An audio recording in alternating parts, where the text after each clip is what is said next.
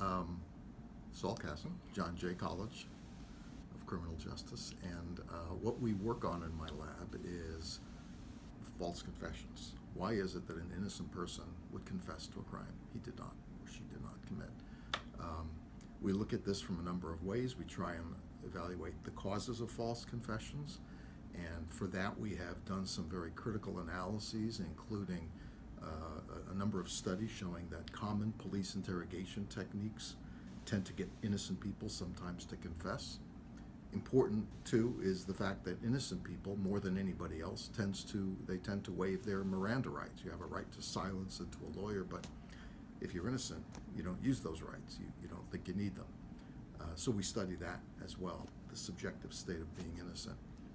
And then finally, we're interested in the fact that when people do confess to crimes they didn't commit, they get convicted at trial. They either plead guilty because they think they have no chance at trial, or they do get convicted at trial. And so we are interested in how juries and judges perceive confessions, and how confessions have the capacity to corrupt other evidence. To give you one simple example, when forensic examiners examine whether it's fingerprints or handwriting or polygraph lie detector charts, if they know that the suspect whose fingerprint they're looking at, whose polygraph chart they're looking at, whose handwriting sample they're looking at had confessed, it increases the likelihood that they identify that sample as a match.